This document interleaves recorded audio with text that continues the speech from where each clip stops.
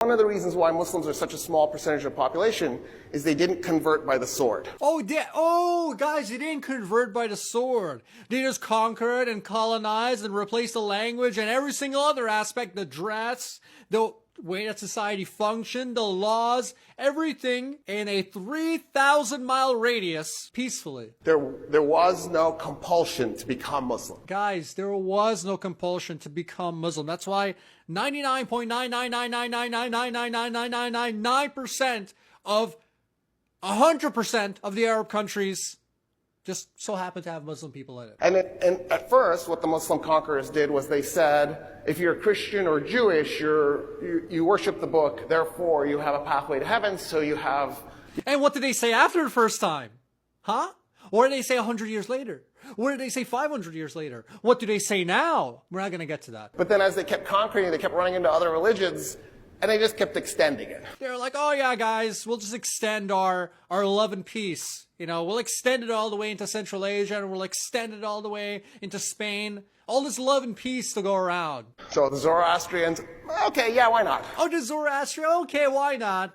Right? That's why there's so many Zoroastrians around today, right? Centuries later, by the time they're in India proper, they're like, yeah, Hindus too. Yeah, Hindus too. That's why Pakistan is so Hindu today, right? That's why Bangladesh is so Hindu today, right? That's, come on, yeah, come on through. Come on in. It's all good. We're gonna make this work. It's all good. We're gonna make this work. But the British ripped apart India. Because I just said Pakistan. For those of you who don't know, the British cruelly and sadistically cut Pakistan out of it.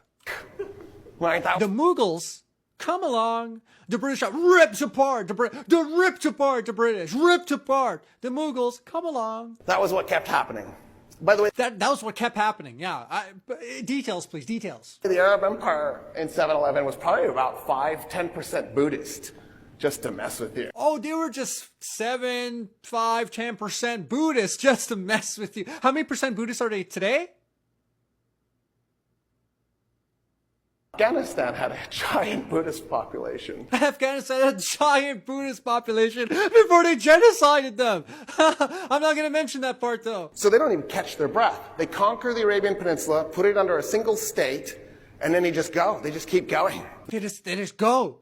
They keep going. The British Empire ripped apart India. Ripped it. So cruelly and sadistically ripped it. They just kept going. Next thing you know, they've conquered the Persian Empire. Next thing you know, they conquered the Persian. Next thing you know, they conquered the Persian Empire. Guys, British ripped asunder. And they've conquered the majority of the Roman Empire, and they're in France. They're in France. You mean invading France and slaughtering the peasantry and the population there. They're in France. The Arabs, on the other hand, were humble about this. Oh, they were humbly conquering, guys. That's the difference. All the Romans and the Persians they had conquered, we don't know what we're doing. We don't know how to do this. We slaughter humbly. They're actually Buddhists and Christians and a multi-ethnic empire. But the British, they cruelly and sadistically split the country apart, even though, the Muslims wanted that.